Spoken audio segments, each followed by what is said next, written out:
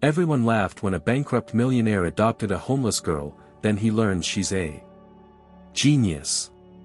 Ethan Harper had once been the embodiment of the American dream. A visionary entrepreneur, self-made millionaire, and tech innovator, his name was synonymous with success in Silicon Valley. His face had graced the covers of major business magazines, his speeches were sold out in auditoriums, and his startup, Nexera Technologies, had been valued at over $200 million at its peak. Investors adored him, aspiring entrepreneurs idolized him, and the media hailed him as one of the greatest minds of his generation. But success is a fragile companion, and fortune, a fleeting friend. It all began with a deal that seemed infallible. Ethan had bet heavily on a line of augmented reality devices that were supposed to revolutionize remote work. The projections were solid, the market research promising. But then, an unexpected technological shift happened. A competitor, backed by a tech giant, released a superior product months ahead of schedule. Overnight, Ethan's investors pulled out, contracts were cancelled, and a tidal wave of legal challenges surfaced. The stock value of Nexera plummeted. Ethan tried to salvage what he could, injecting his own savings to buy time, but it was like trying to plug a sinking ship with bare hands. Debts accumulated faster than solutions. Lawsuits flooded his office. Former partners distanced themselves, some even publicly criticizing his decisions to save their own reputations. As the weeks turned into months, the media shifted from calling him a genius to labeling him reckless. Headlines like, "Tech Titan Falls from Grace" and "Ethan Harper's Empire in Ruins" circulated relentlessly. His luxurious home in Palo Alto was the first to go. Then, his cars, his assets, and finally, Nexera itself was auctioned off to cover a fraction of the debts. Ethan was left with nothing but a modest sum, barely enough to survive. Friends vanished. Colleagues stopped answering his calls. Even those he had mentored pretended not to recognize him when they crossed paths. The very people who once laughed at his jokes and applauded his every move now whispered as he passed, some mocking, others pretending he no longer existed. No longer able to afford even a small apartment in the Bay Area, Ethan relocated to a rundown rental in a neighborhood miles away from the glamour of Silicon Valley. His days, once filled with strategy meetings, investor pitches, and press interviews, were now reduced to scouring job boards, sending out resumes, and enduring the suffocating silence that followed. But nothing came. His name, once a golden ticket, had become a cautionary tale. Companies feared hiring him, investors distrusted him, and even smaller startups saw him as a liability. Silicon Valley had moved on, and Ethan Harper was yesterday's news. The weight of his failure was suffocating. Nights were the hardest. Alone in that small, dimly lit apartment with peeling paint and a leaky faucet, he often stared at the cracked ceiling, wondering how everything had unraveled so fast. There were moments he contemplated whether he had any fight left in him or whether it was time to accept that his chapter in the world of innovation was permanently closed. One chilly morning, as the fog rolled over the distant hills and the city bustled obliviously to his existence, Ethan decided he could no longer bear sitting within those four suffocating walls. He needed air, clarity, or maybe just a moment away from the deafening silence of failure. Throwing on an old hoodie and a pair of worn-out sneakers, he walked aimlessly through the streets. His feet led him to a local park, one he had never visited before. Families played. Joggers passed by, and children laughed, completely unaware of who he was or who he used to be. For the first time in months, Ethan felt invisible, and strangely, there was comfort in that anonymity.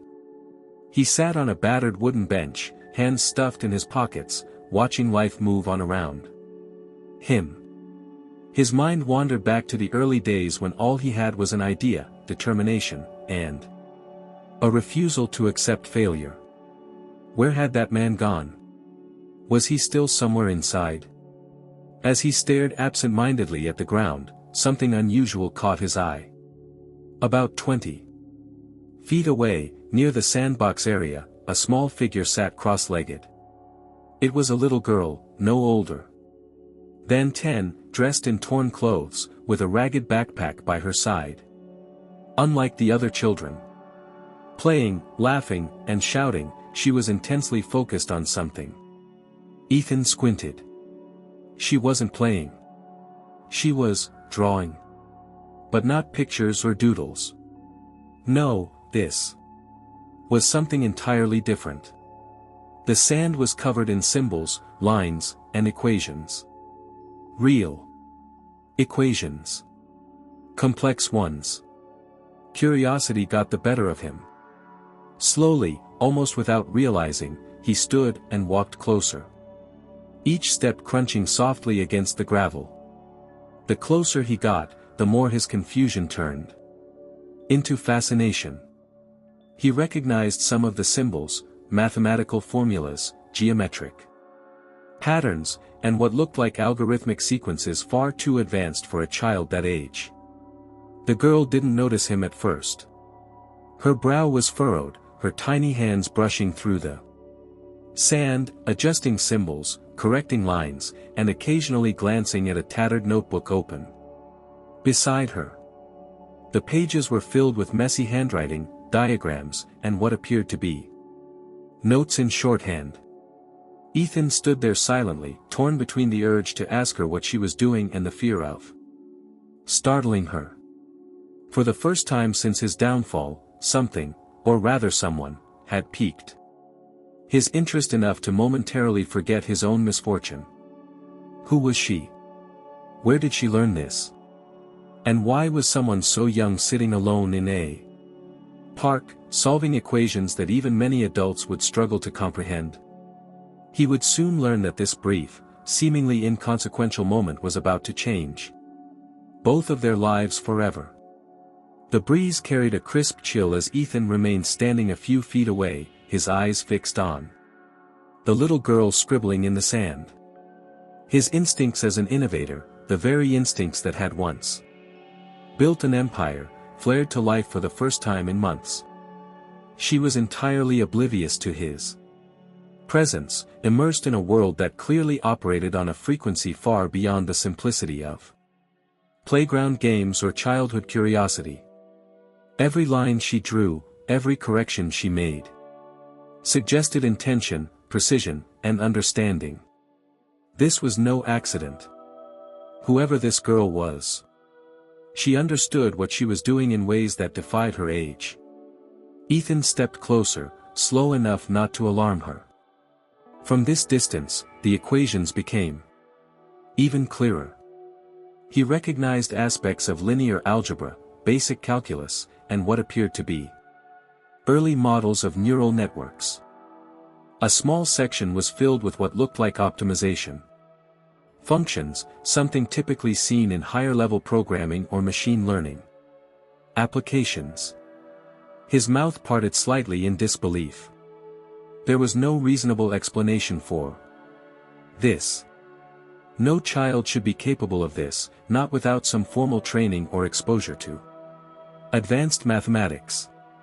Her clothes were worn, frayed at the edges, and her shoes had holes so large that her toes peeked through. Her dark hair was tangled, falling into her face as she worked, and the backpack beside her was patched in multiple places, as though it had been salvaged over and over again. The most heartbreaking realization wasn't just the clear signs of poverty, it was that nobody around her seemed to notice. Parents walked by, children played, dogs barked, but the girl remained invisible to everyone except him. Summoning the courage to break the silence, Ethan cleared his throat. The girl flinched, her hands immediately sweeping across the sand as if trying to erase the evidence of her work. Her Head snapped up, eyes wide with suspicion, lips pressed tightly together. She looked ready to bolt. "Hey," Ethan said, raising both hands in a peaceful gesture, his voice as gentle as possible. "All right. I didn't mean to scare you. It's..." Her gaze darted toward the notebook, then back to him. Her body tensed, as though calculating whether she could grab her belongings and make a run for it. He recognized that look. He had worn that same look in boardrooms when he realized deals were falling apart, the desperate search for an escape route. "I was just curious," he continued, taking a careful step back to make himself seem less threatening. "I saw what you were working on. It's impressive. Really impressive." The girl said nothing, clutching the notebook against her chest like it was the most precious thing she owned. Her eyes, a deep and sharp shade of hazel, studied him with far more intensity than any 10-year-old ever should. "Are you alone?" Ethan asked before realizing how intrusive that sounded. He winced. "Are you waiting for someone? A parent? A friend? I mean..." Still, silence. He ran a hand through his unkempt hair, exhaling slowly. "Look, my name is Ethan. Ethan Harper." No recognition. None at all. That was almost refreshing in a strange way. For years, his name had elicited immediate reactions: admiration, jealousy, resentment. Now it meant nothing to her. "I used to work in technology," he added awkwardly. "Thing most kids do for fun. I noticed your equations. Not the sort of..." For a moment, her expression softened just enough to replace suspicion with mild curiosity. Then, for the first time, she spoke, her voice quiet but firm. "You're not gonna take it?" Ethan blinked. "Take what?" "My notebook." She held it tighter. "People try. They always try." "No, no." He shook his head quickly. "I would never. I was genuinely curious. You're really smart. Smarter than, well, smarter than most adults I know." That seemed to disarm her slightly. She glanced down at the sand, then back at him, assessing whether his words were genuine. Finally, she muttered, "It's just numbers." Ethan smiled for the first time in weeks, a real, unforced smile. "Those are not just numbers. Not just numbers. Trust me." She hesitated but didn't run.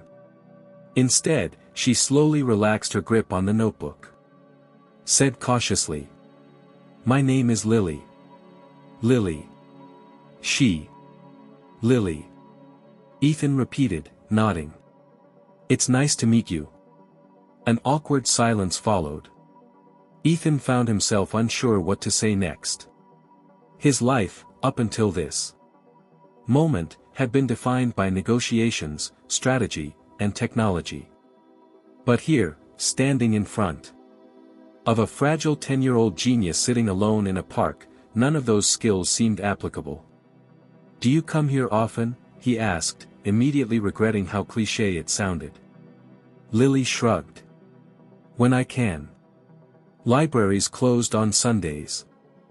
That answer hit him like a brick. Library. She was using a public library as her primary resource. It explained the notebook, the equations drawn in sand, the scavenged backpack. No teachers. No mentors, just her and whatever knowledge she could access on her own. "Do you live nearby?" he asked carefully. Another shrug, but this time there was something guarded in her response. "Sort of." Ethan's gut twisted. He knew that answer. It was the kind of answer given when the real one was too painful to say out loud. "Do you have family?" he pressed gently, though he already suspected the answer. Lily's eyes dropped. Her fingers traced circles in the sand. No. The simplicity of that word struck harder than it should have. He swallowed against the sudden lump in his throat. How had the world failed someone like her?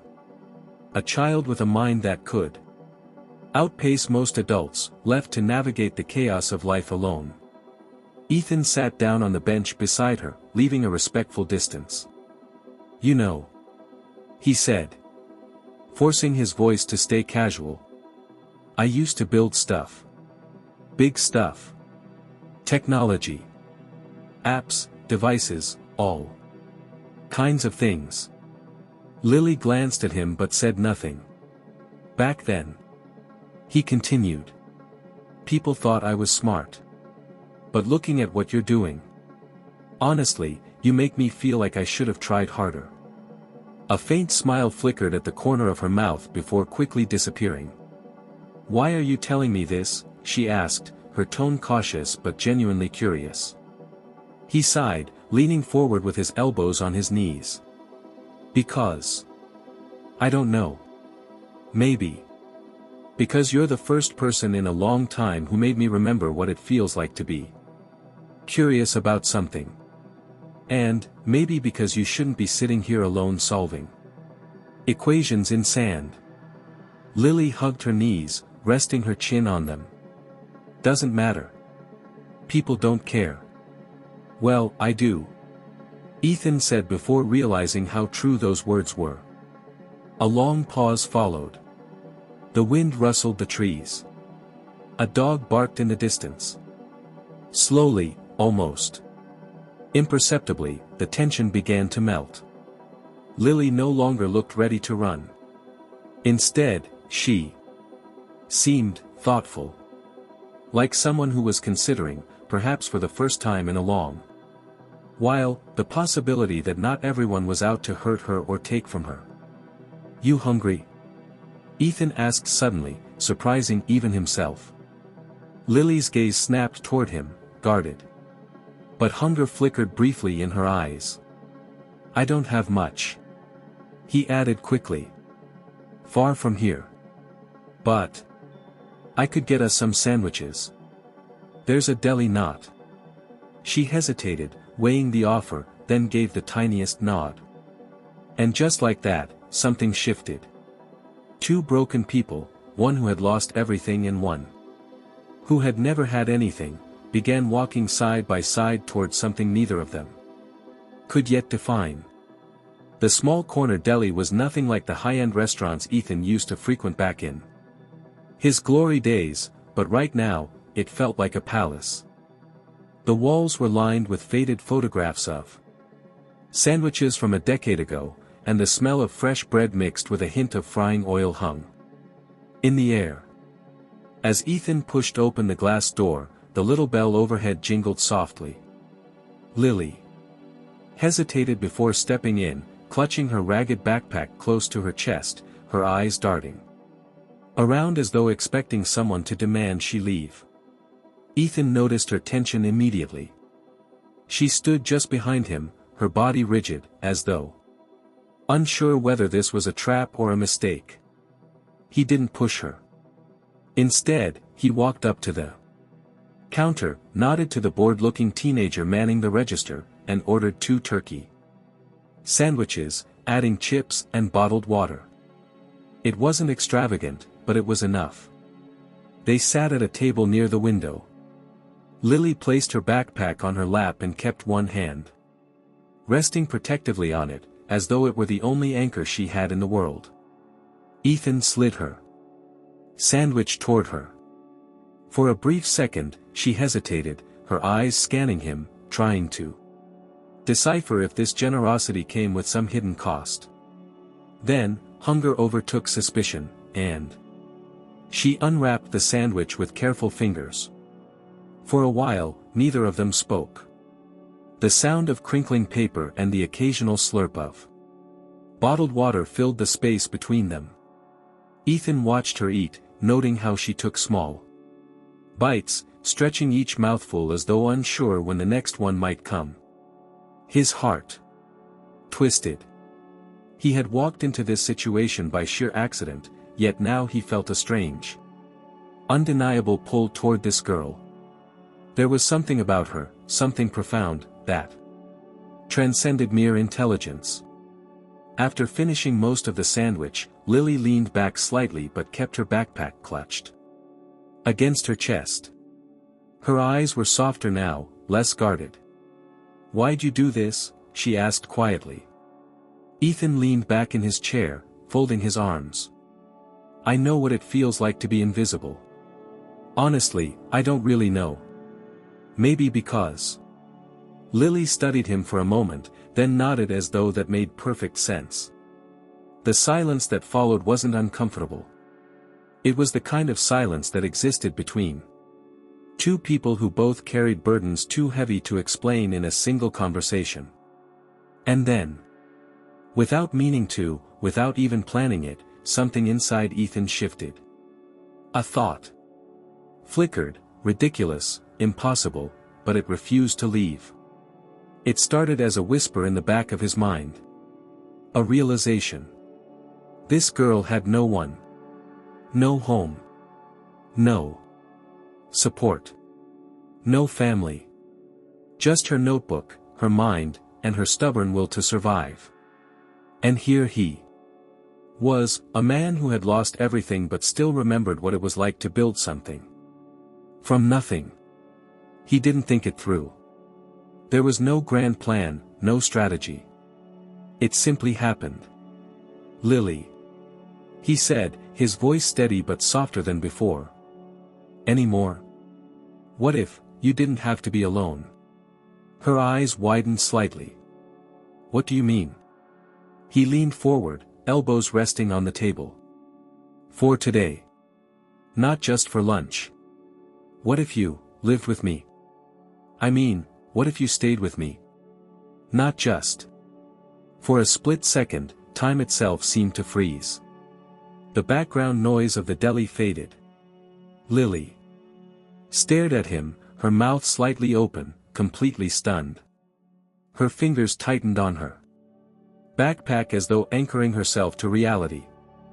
"Why?" she asked, her voice barely more than a whisper. Ethan sighed, running a hand through his hair. "Because... I don't know.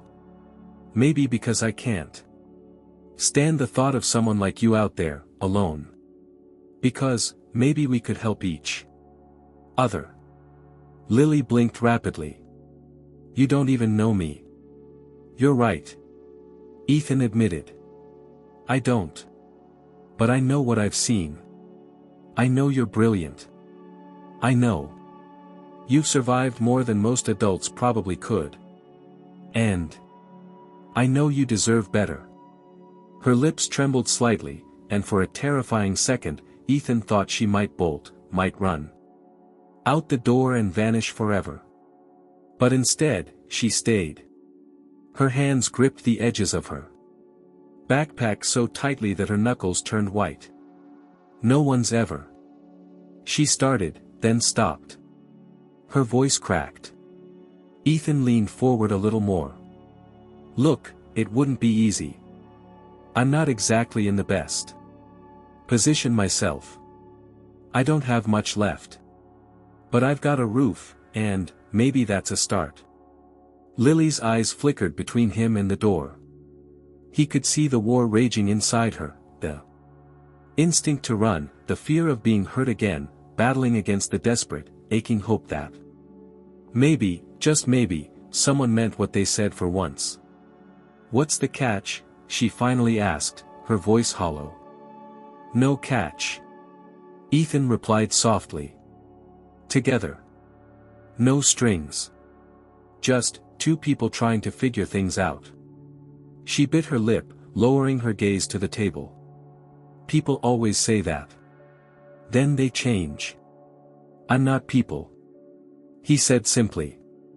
Silence returned, heavier this time. But then, slowly, almost imperceptibly, Lily gave the tiniest nod. Not a full agreement. Not yet. But something had shifted. A door had cracked open. "Okay. She whispered. Just, for now. A breath Ethan hadn't realized he was holding escaped his lungs. Relief washed over him, but it was tinged with the weight of what this meant. He had just made a decision that would change both their lives forever, and he knew it. Just for now. He echoed. The walk back to his tiny apartment was quiet. Lily stayed close but kept glancing around as though half expecting someone to jump out and tell her it was all a cruel joke. Ethan let her process it in her own way. He didn't push, didn't fill the silence with pointless words. When they arrived, Ethan unlocked the creaky door to the one-bedroom space that now served as his entire world. It was nothing like the sprawling, sleek condo he had once called home. The furniture was mismatched, the kitchen was barely functional, and the paint peeled from the walls in several places. But it was safe. It was warm. And for the first time in a long time, it wasn't empty. You can have the bedroom, Ethan said, setting his keys on the chipped counter. Couch. I'll take the. Lily looked around cautiously. Her fingers loosened on the backpack, but she still didn't let it out of her grip. You sure? She asked, like it was the strangest thing anyone had ever offered her. Yeah. Ethan nodded. It's not much. But it's yours. For as long as you need. She stepped inside, crossing the threshold like someone testing whether the floor would collapse beneath her. Then, after a moment, she walked over to the bedroom door, peeked inside, and set her backpack down in the corner, carefully, like it was made of glass. Ethan watched from the doorway as she ran her fingers along the edge of the bed, as though verifying it was real. When she turned back to face him, her expression was unreadable, a mixture of exhaustion, disbelief, and something fragile, something like hope. I won't be a problem, she said quickly, almost defensively. I can take care of myself. Ethan nodded. I know. But you don't have to, not alone. Not anymore. Lily didn't respond. Instead, she walked over to the window, pulled back the curtain, and stared out at the street below. Her small frame looked even smaller against the backdrop of the world outside, but for the first time since Ethan met her, her shoulders dropped just a fraction, the tight coil of tension unwinding, if only slightly. Ethan stepped away to give her space. In the kitchen, he filled a glass with water, sat down at the table, and stared at the ceiling. The weight of what he had just done hit him fully now. He had no plan. No income. No roadmap. Just a gut feeling and the undeniable certainty that letting Lily walk away would have haunted him for the rest of his life. As night fell and the city lights flickered on outside, a new chapter quietly began within those cracked walls. Neither of them fully understood what they had just set into motion. But somewhere deep down, both sensed that life would never be the same again. The first morning was awkward. Ethan woke earlier than usual, his back sore from the lumpy couch, his mind still wrestling with the enormity of what he had done. The pale morning light filtered through the blinds, casting stripes of gold across the cluttered living room. For a brief, disorienting moment, he almost forgot Lily was there. Then the faint sound of movement from the bedroom reminded him. A door creaked softly, followed by hesitant footsteps. Ethan sat up, rubbing his eyes as Lily emerged, her backpack slung over one shoulder, clutching it like a life vest. Her expression was neutral, not quite hostile but far from trusting. She hovered near the doorway, scanning the room as if assessing potential escape routes. Morning, Ethan offered, forcing his voice into something casual, even though his chest was tight with uncertainty. Morning, Lily replied quietly, her voice guarded. An uncomfortable silence followed. It was clear neither of them knew exactly how this was supposed to work. Ethan, for all his experience in handling negotiations, product launches, and investor meetings, had no blueprint for this. And Lily, accustomed to a world where every adult represented a potential threat or disappointment, didn't know how to relax. I was thinking. Ethan stood and walked toward the kitchen area. I've got cereal. Not the fancy kind, but it's breakfast. Lily's gaze followed him, skeptical but not dismissive. Okay. She sat cautiously at the small table, still keeping the backpack within arm's reach. Her eyes flicked around the kitchen as if memorizing exits, cataloging where everything was. Ethan poured cereal into two mismatched bowls, added milk, and slid one toward her. She stared at it for a moment, then picked up the spoon and began to eat, slowly, measured. As though expecting someone to snatch it away. Ethan pretended not to notice, focusing instead on his own bowl, but every bite was an effort to drown the voice in his head whispering that he was in way over his head. So, he ventured. Do you usually go to school? Or? Lily's spoon paused midair. Her eyes didn't lift from the bowl. No. Ethan nodded, not pressing. Right. Makes sense. I tried once. She added after a pause, her voice barely audible. Didn't last. What happened? People. She shrugged. Or answers they didn't understand. Didn't fit. They thought I was weird. Teachers didn't like questions. He processed that, feeling an ache deep in his chest. A kid like Lily, thrown into a rigid system designed for conformity, would either be ignored or crushed. Neither option was acceptable. Well, he said, keeping his tone light. Something out. You don't have to worry about that right now. We'll figure. Her eyes finally met his, searching, cautious. She didn't respond but didn't argue either. The day passed in awkward coexistence. Ethan attempted to work, though work now consisted of scanning online job boards, rewriting his resume, and sending out applications that would likely be ignored. He tried to keep Lily in mind, tried to act normal, though the definition of normal was something neither of them seemed to grasp anymore. Lily spent most of her time seated on the floor by the window, her notebook open, pencil moving furiously across the pages. Occasionally, she'd mumble to herself, scribble something out, then redraw it with more precision.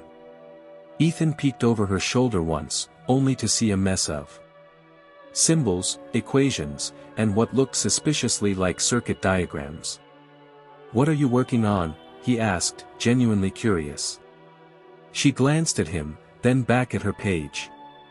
Nothing. Doesn't look like nothing. She shrugged, turning the page as though shutting him out.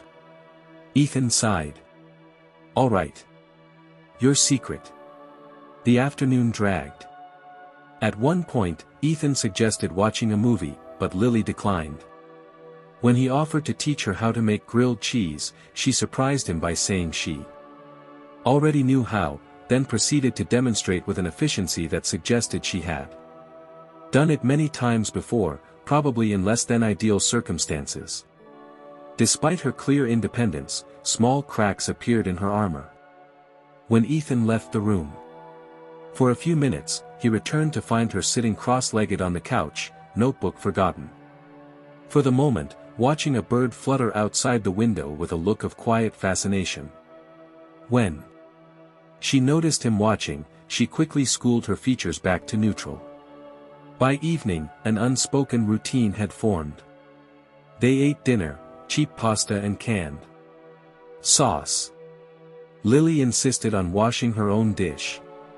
Then she disappeared into the bedroom, closing the door softly but not locking it. Ethan sat on the couch afterward, staring at the blank television screen, realizing how surreal his life had become. He lay awake for hours, staring at the cracked ceiling, listening to the soft shuffle of movement from the other room. Part of him wondered if she'd still be there in the morning or if she'd slip out during the night, vanishing like a ghost. But exhaustion eventually won. Morning came, and to his surprise and relief, the bedroom door opened again. Lily emerged. Backpack in hand, expression the same as the day before, guarded but present. Days blurred together in similar patterns. Ethan struggled to find work, constantly refreshing job boards, sending applications, and enduring the oppressive silence of rejection. His savings dwindled at an alarming rate, the math of survival growing bleaker with each passing day. Lily adapted to the space in her own way. She rarely left the apartment unless Ethan suggested it. When they did go out, usually for groceries or a walk to the library, she stayed close but silent. Always scanning, always evaluating her surroundings. Her presence, though quiet, shifted the energy of the apartment. There was a constant hum of activity now, the scratching of pencils, the flipping of notebook pages, the occasional muttered formula. Despite the barriers, tiny moments began to stitch them together. One afternoon, Ethan walked into the kitchen to find Lily standing on a chair, fiddling with the broken light fixture. He started to tell her to get down but stopped when he realized she wasn't just poking at it, she was repairing it.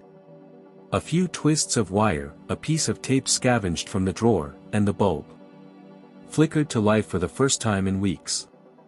Another time, when his aging laptop froze mid-application, Lily quietly sat down beside him, pressed a series of keys, opened terminal windows he didn't even know existed, and unfroze it without a word.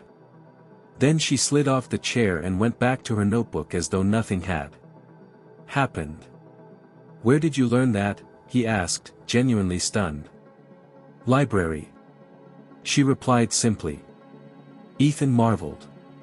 For someone who had been so deeply failed by every system meant to protect and nurture her, Lily had somehow managed to educate herself to a level most adults would envy.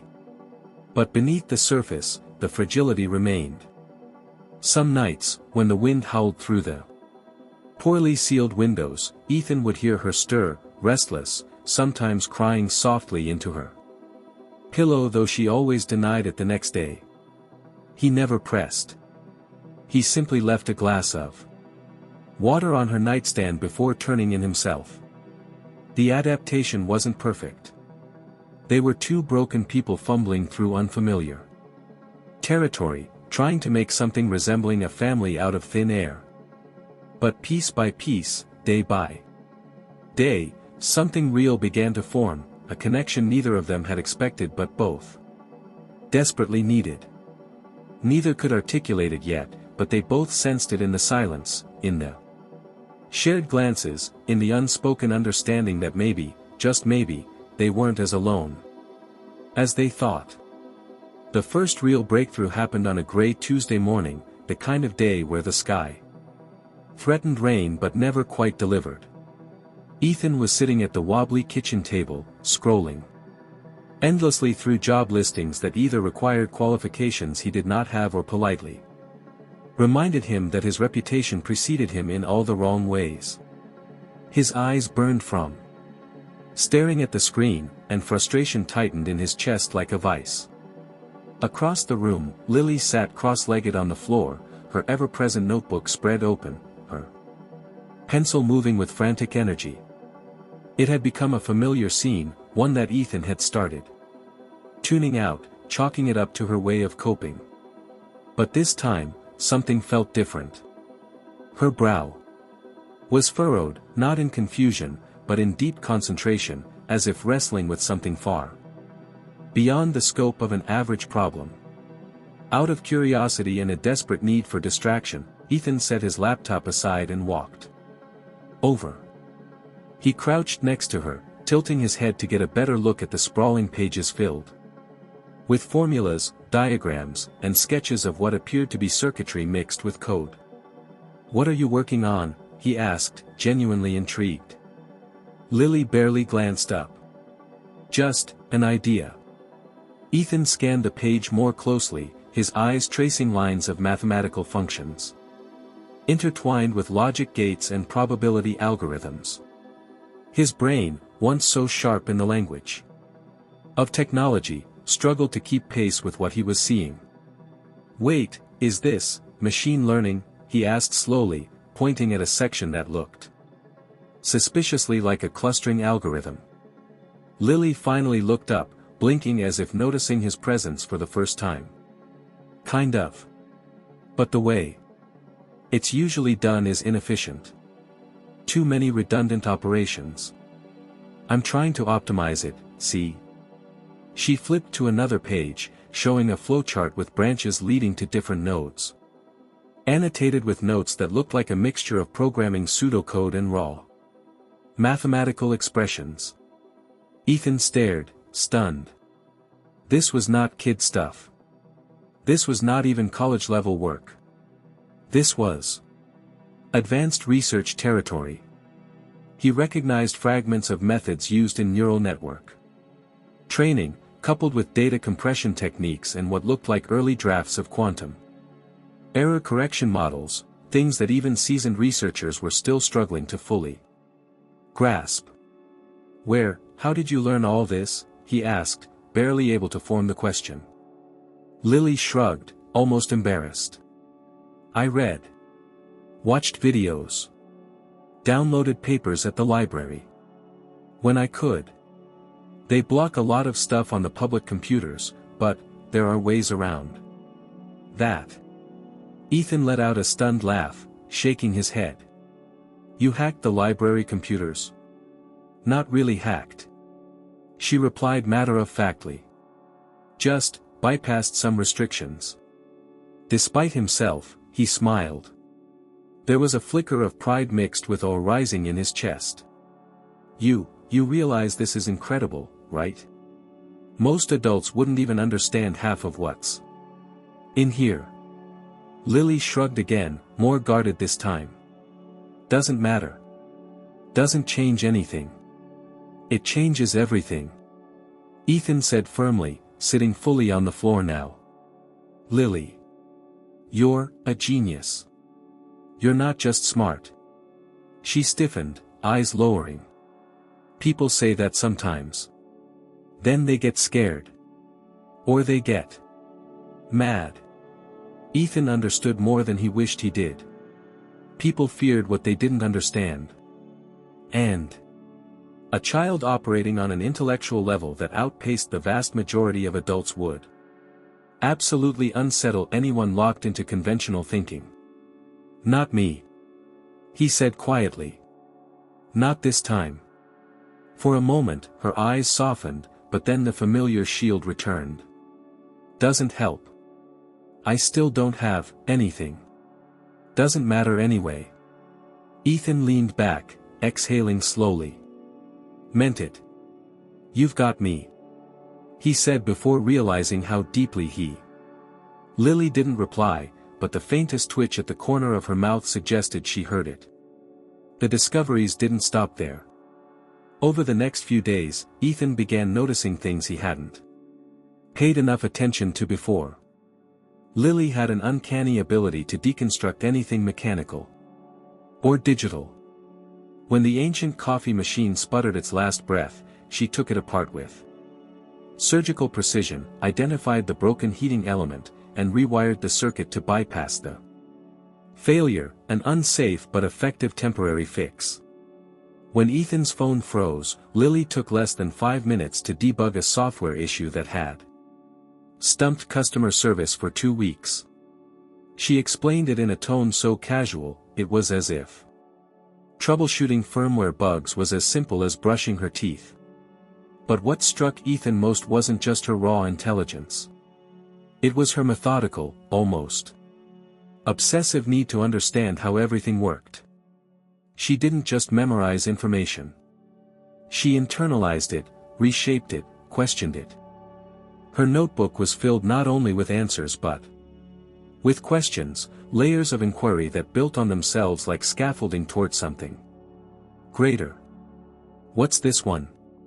Ethan asked one afternoon, pointing to a diagram that looked like a combination of antenna arrays and energy distribution nodes. "Distributed wireless energy." Lily replied without looking up. "I was thinking, if you could decentralize power transmission the same way we do with data, you could build infrastructure for communities that don't have access to stable electricity grids." Ethan blinked, stunned. You're thinking about power grids now?" Lily finally looked up, frowning as if surprised that he was surprised. "Yeah. I mean, why not?" Ethan couldn't answer that. His brain was still catching up. And yet, alongside the awe, a creeping realization settled into his gut. Lily was extraordinary. But the world wasn't built for people like her. Not the public education system. Not the foster system. Not the bureaucratic labyrinths that defined who received help and who didn't. She had survived entirely outside of those structures, and now, being with Ethan, was her first real attempt at stepping inside someone else's world. That night, Ethan sat on the couch long after Lily had retreated to the bedroom. He stared at the peeling paint on the ceiling, his mind spinning. His situation was dire enough on its own, unemployed, nearly broke, and struggling to rebuild a life from the ashes. But now, there was something bigger than himself sitting in that bedroom. A mind that could change the world. A child whose potential was so vast it scared him. And yet, she was still just a 10-year-old girl. A child who had never had a stable home, who flinched at sudden noises, who still woke up sometimes gasping from nightmares she would never talk about. She wasn't just some prodigy. She was someone who needed safety, stability, and the kind of support no genius equation could solve. Ethan rubbed his face, thinking. There had to be a way forward. Something better than this. Cramped apartment, better than surviving day to day on dwindling savings and broken promises. Lily deserved more. Much more. And if no one else was going to fight for her, then maybe it was time he did. Whether or not he was ready, whether or not he knew how, one thing was certain, he wasn't going to let her slip through the cracks. Not now. Not ever. The morning sunlight filtered weakly through the blinds, casting thin stripes across the worn living room floor as Ethan shuffled toward the kitchenette, still rubbing sleep from his eyes. His mind was heavy with the same weight it carried every day now, a mixture of financial anxiety, worry for the future, and the ever-growing realization that what started as an impulsive decision to help Lily had become the most important, and perhaps most daunting, responsibility of his life. Lily was already awake, seated cross-legged by the window with her notebook open. Her pencil glided furiously across the paper, her expression focused, almost mechanical, as she worked through another seemingly impossible problem only she understood. For a brief second, Ethan allowed himself to simply watch her, the tiny figure of a child whose mind burned brighter than anyone he had ever met. It was a humbling sight. The knock came suddenly, sharp and authoritative, slicing through the fragile morning calm. 3 firm raps on the door, followed by a pause, then another set of knocks, heavier this time. Ethan's heart jolted. No one ever knocked. Not neighbors. Not friends, he had none left. Only someone official knocked like that. Lily froze mid-scribble, her eyes snapping toward the door. Her entire posture shifted. Shoulders tensed. Spine rigid. Her fingers clenched the pencil as though ready to snap it in half. Fear flickered across her face, quickly masked by practiced stoicism. Another knock. Louder. More demanding. Ethan's stomach twisted into a knot. He forced his feet to move, crossing the room to the door. With a mounting dread he could not quite explain.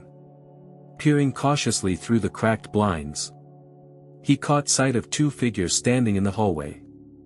A man and a woman, both dressed in a crisp, overly formal attire that could only mean one thing: Child Protective Services. His blood ran cold. Taking a deep breath, Ethan opened the door halfway. The woman was the first to speak, her smile professional, tight, and utterly devoid of warmth. "Good morning, Mr. Ethan Harper." He nodded slowly, throat dry. "Yeah. That's me." The man stepped forward, flashing a badge. "I'm Thomas Reed, and this is my colleague, Susan Keller. We're with Child Protective Services. We've received some concerns about a minor residing at this address. We'd like to come in and have a word." Ethan's brain raced, 1,000 possible responses colliding at once. Fight, deny, delay, none of them seemed useful. His pulse thundered in his ears as he forced a strained smile. "Sure. Come in," he said, stepping aside. The agents entered with a practiced familiarity, their eyes scanning the room like radar, taking in every detail: the peeling paint, the cluttered table, the worn furniture. Their gazes inevitably landed on Lily, who had stood up, clutching her notebook to her chest, her face a mask of defiance layered over unmistakable fear. "Is this the minor in question?" Susan asked, though the question was rhetorical. Her eyes were already narrowing in judgment. Ethan nodded. "This is Lily." Thomas flipped open a leather binder. "Mr. Harper, can you explain the nature of Lily's presence here? Our records indicate there's no legal guardianship filed. No foster placement. No custody documentation." Ethan swallowed hard. "Go. She's been staying with me. She didn't have anywhere else to." Susan's pen was already scribbling notes. "And how long has this arrangement been in place?" "About a couple of weeks," Ethan admitted, his voice strained. "Look, it wasn't planned. I found her. She was alone, in the park. She didn't have anyone. I couldn't just walk away." Thomas's expression remained neutral, but there was a sharp edge beneath it. "Mr. Harper, while we appreciate your intentions, you must understand that taking in a child without notifying the proper authorities is illegal. It's classified as custodial interference." Ethan's hands clenched into fists at his sides.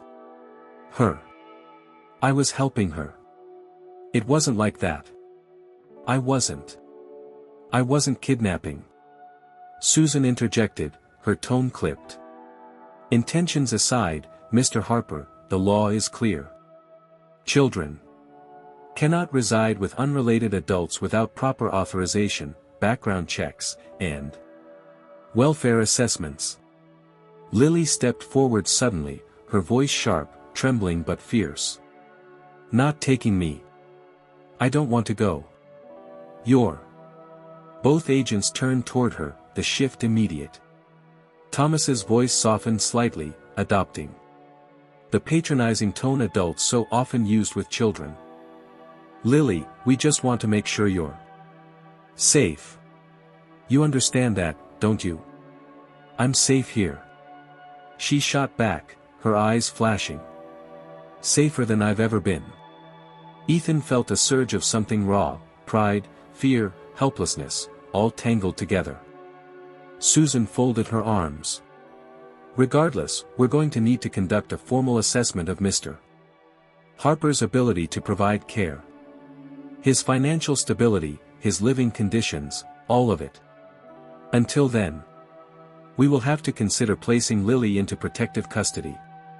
"No," Ethan said, his voice firmer than he expected. "No, you're not. You don't understand who she is, what she's capable of. She doesn't belong in some system. She's not. She's not what?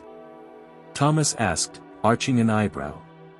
She's not just some kid you can shove into a broken system and forget about. Ethan snapped. She's brilliant. You don't understand. If you take her away now, you'll ruin everything. Susan sighed, her patience clearly thinning. Mr. Harper, brilliance does not exempt anyone from the law. If anything, it makes it even more important to ensure her environment is stable and supportive. Thomas closed his binder. We'll give you 72 hours. During that time, we expect to see proof of financial stability, employment, and a livable environment that meets the minimum standards for guardianship. Failure to comply will result in immediate intervention. Lily's hands trembled at her sides.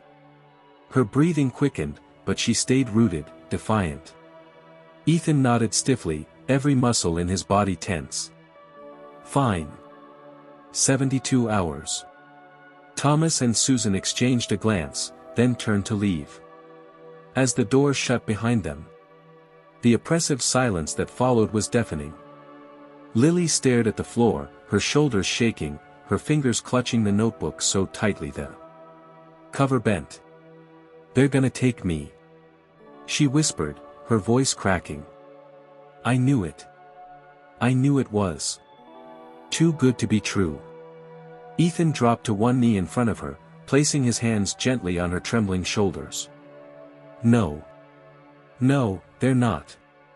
I won't let them.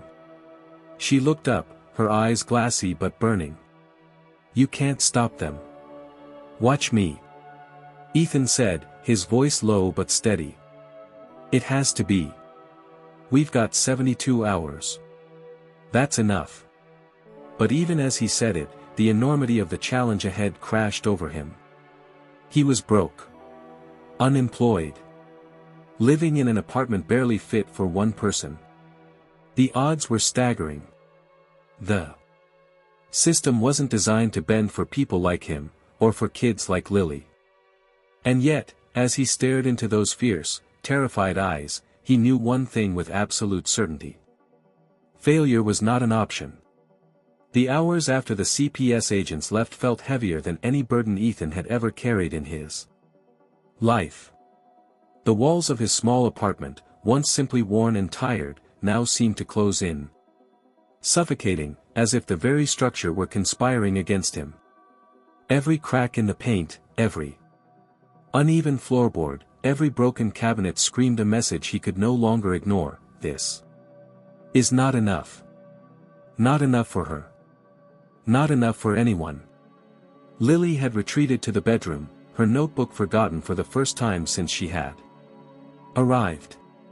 Ethan could hear her pacing, the soft shuffle of her feet against the scuffed wooden floor, sometimes punctuated by a frustrated mutter or a sharp intake of breath.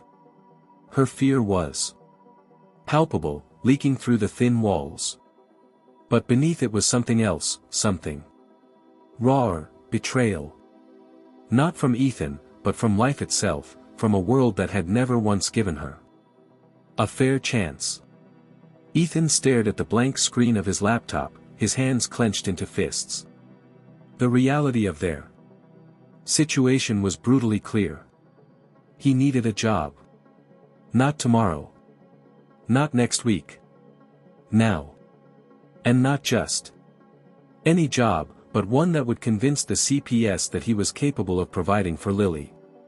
Something stable. Something respectable. Something that screamed responsible adult. But that was the cruel irony of it all. In the tech world, reputation was currency, and Ethan's had been publicly burned to ashes. His name, once a golden ticket in Silicon Valley, now elicited nothing but polite rejections and unanswered emails. The doors that once swung open at his arrival were now bolted shut. For the first time since his fall, desperation truly set in. Not for himself. Not anymore. But for Lily. For the tiny, brilliant girl who had somehow become the most important part of his shattered existence. Driven by sheer instinct, Ethan opened every job portal he could think of, applying to positions he would have sneered at years ago: customer support, data entry, junior developer roles. Anything. Every click felt like a punch to his pride, but pride was a luxury he could no longer afford. Hours passed. Rejection after rejection, or worse, silence.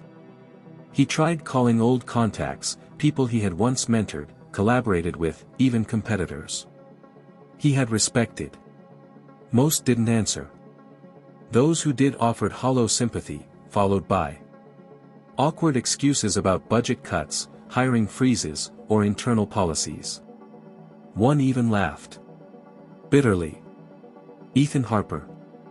Asking me for a job. Never thought I'd see the day. The humiliation stung, but it was quickly replaced by fury. Not at them. At himself. For the first time, he realized how thoroughly the world turned its back when someone slipped, how quickly admiration morphed into disdain. When the sun dipped below the horizon, casting the apartment in shadows, Ethan finally closed the laptop, pushing it away with trembling hands. His breathing was shallow, ragged. Failure loomed, massive and undeniable. But then, in the silence, a different kind of determination took root. If the front doors were closed, he would break in through the back. If the traditional paths were blocked, he would carve new ones. He had built an empire from nothing before. He could do it again. He had to. Lily appeared in the doorway, her eyes red but dry, her expression brittle. Anything? Ethan shook his head. Not yet. She didn't say, "I told you so," though the words hovered in the air between them. Instead, she walked over, sat cross-legged on the floor beside him, and opened her notebook. For a long moment, they sat in silence, the quiet hum of the city filtering in through the cracked window. "I've been thinking," Lily said softly, not looking up from her pages. "Solutions. About ways to accelerate." Ethan glanced down at her notes. The pages were filled with complex diagrams, flowcharts, and models that most senior engineers would struggle to comprehend. She wasn't doodling. She was designing systems, processes, maybe even companies. "You know how tech incubators work, right?" she continued, flipping to a fresh page. "Prototyping. Minimal viable products. You don't need a massive infrastructure to prove something works. You just need a problem and a solution. Rapid." Ethan blinked. "Yeah. I know. Well, we have both." Her words hung there, bold and terrifyingly logical. Ethan stared at her, trying to reconcile the image of this small, fragile child with the towering intellect she carried. "I've been designing a predictive algorithm," Lily explained, her pencil moving as she spoke. "Optimizes resource allocation for decentralized systems. Energy grids, supply chains, even traffic management. It's lightweight but scalable." Ethan's mind raced, pieces clicking together. "You're saying, we could build this as a product?" Lily nodded, her eyes gleaming now with the fire of determination rather than fear. "We can build a prototype. Prove it works. Then pitch it. Investors don't care about resumes when they see functioning tech that solves real problems." He laughed, a dry, hollow sound, but laced with a spark of hope. "That's insane." "Is it?" she shot back. "You did it before. I had a team. Funding. Resources. Then we do it without all that. We've got 72 hours. Ethan stared at her, then down at the pages in her notebook. It was madness. But maybe madness was exactly what they needed. Without waiting for confirmation, Lily pushed the notebook toward him. Architecture. It's not perfect, but it's enough to build a proof of concept. I've already outlined the. His fingers brushed over the pages, scanning equations, code snippets, and system models. Her handwriting was small, dense, but perfectly legible. And terrifyingly brilliant. Ethan closed his eyes for a moment, inhaled deeply, and then something shifted inside him. The old fire, the one that had built Nexera from a dorm room idea to a $200 million company, flickered back to life. All right, he said, standing. Let's do it. The next hours were a blur. They cleared the table, set up his battered old laptop, and scavenged components from broken devices around the apartment, old phones, a dead router, a busted tablet. Lily handled the algorithms, her fingers flying over the keyboard as though possessed. Ethan, for his part, tackled the front-end interface, leveraging every last ounce of his design skills to create something that looked sleek, professional, undeniable. They worked in perfect sync, the barriers between adult and child, mentor and student, blurring. Until they no longer existed. It was just two minds, equally driven, equally desperate, racing against time. By dawn, a crude but functional prototype was running. It wasn't pretty. It wasn't polished. But it worked. Exhausted, Ethan leaned back, staring at the lines of code scrolling across the screen. He glanced at Lily, who had fallen asleep at some point, her head resting on the notebook, her arms curled around it like a shield. He smiled, tired, worn, but genuine. Then the smile faded as reality crashed back in. A prototype wasn't enough. They needed someone to see it. Someone with the power to make it real. And they needed it now. The first rays of sunlight stretched through the grimy apartment windows, illuminating the chaotic mess of scattered wires, scribbled notes, and empty coffee cups. Ethan rubbed his burning eyes, his body aching from a marathon session of coding and debugging. Across the table, Lily stirred, lifting her head groggily from her notebook, her hair tangled and her face marked with impressions from the spiral binding. For a fleeting moment, there was a sense of accomplishment between them, a shared feeling. That maybe, just maybe, they had pulled off the impossible. The prototype ran. It was crude, far from perfect, but it executed the core functions exactly as intended. Resource optimization. Based on predictive modeling. A scalable solution for decentralized networks. Something any competent investor or tech incubator would recognize as revolutionary. Ethan opened his laptop and immediately drafted a pitch email. He attached diagrams, a demo video they recorded with Lily explaining the core functionalities, her voice sharp, precise, confident. The plan was straightforward. They would submit this to an upcoming innovation contest hosted by one of the few startup accelerators that still accepted cold submissions. Winning wasn't even the goal. Just getting noticed, getting in front of someone who could offer funding, mentorship, or even a temporary contract. Something to show the CPS agents that stability was not just a promise but a reality waiting to unfold. Lily sat beside him, chewing on the end of her pencil, her knee bouncing with nervous energy. "You think they'll look at it?" she asked, voice tight. "They'd be fools not to." Ethan replied, hitting send. An hour passed. Then 2. Ethan refreshed his inbox repeatedly, checking spam folders. Double-checking whether the email bounced. Nothing. He told himself to be patient. These things took time.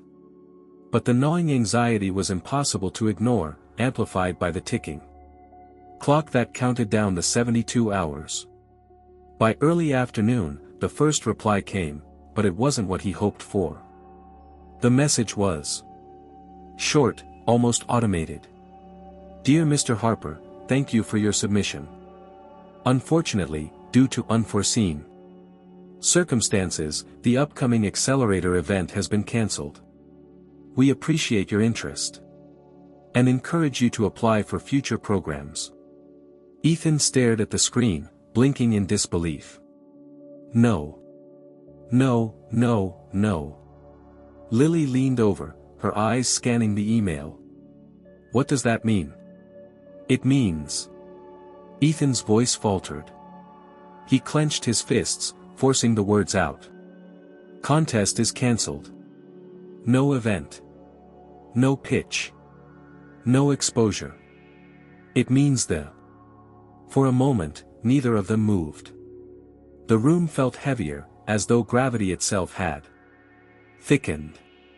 The sheer injustice of it sent a sharp, bitter surge through Ethan's chest. Everything they had built, everything they had pinned their fragile hopes on, had collapsed in a single, impersonal paragraph. Lily stood abruptly, pacing, her hands clutching her head. Another way. No. There has to be something else. Ethan shook his head, forcing himself to think, to not let panic overtake him. There's always someone. I'll call someone. But deep down, the truth was suffocating. His network was gone. His reputation in shambles.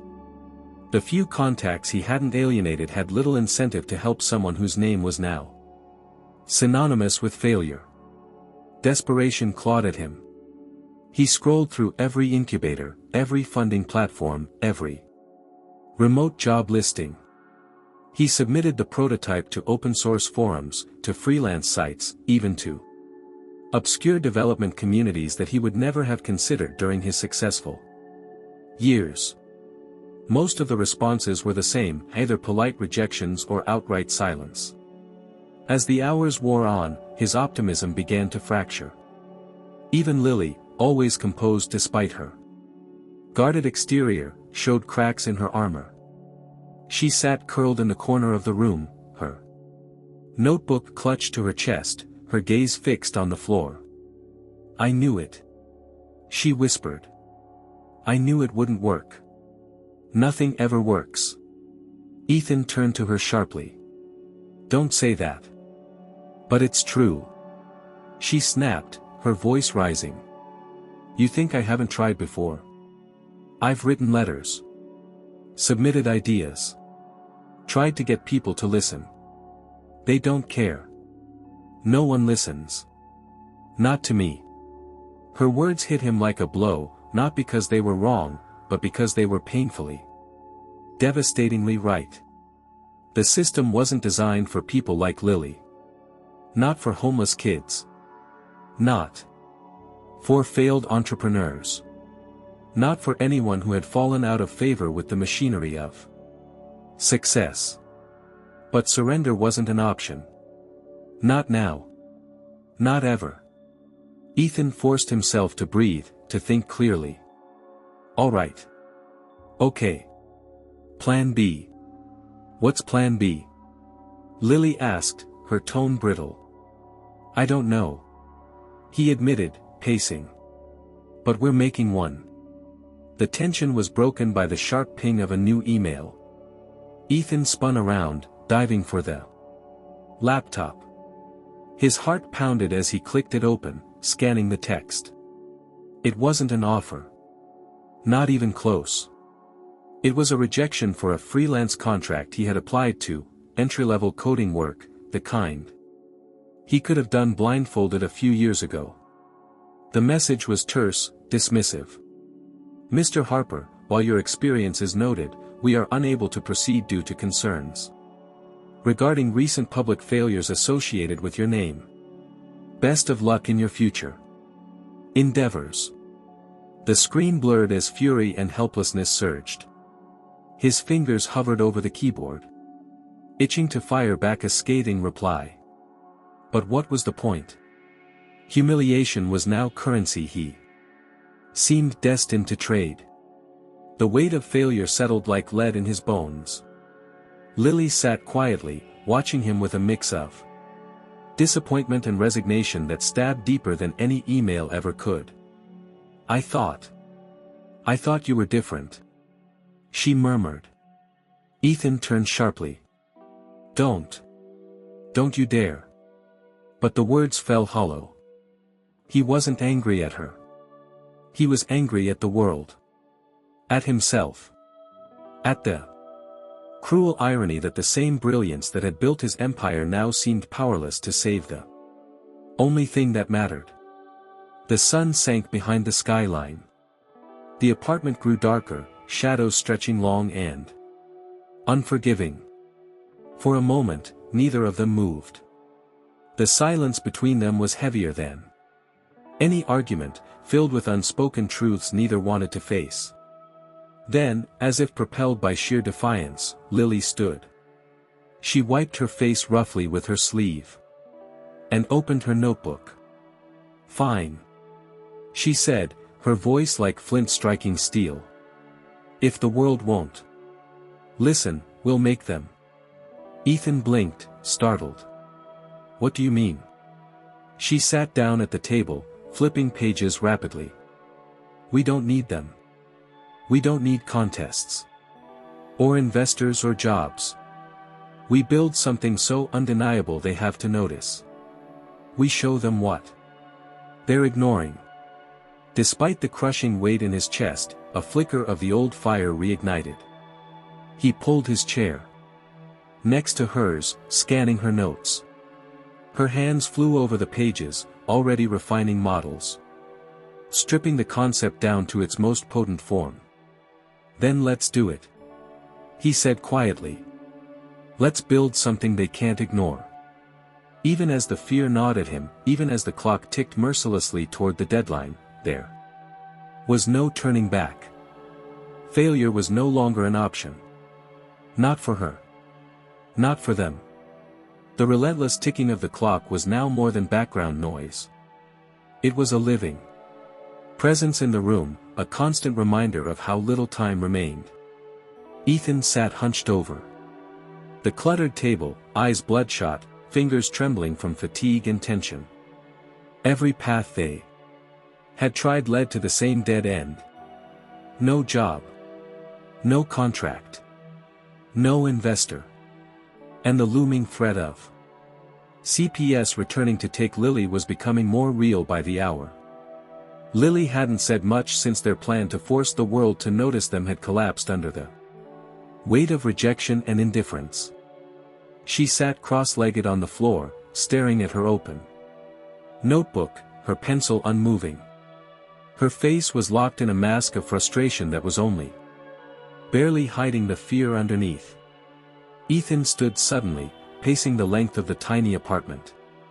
His mind was chewing through possibilities, searching for angles he had missed. His eyes landed on the bookshelf in the corner, a relic of his former life. It was filled with old journals, prototype sketches, and binders. Stuffed with half-baked ideas that never saw the light of day.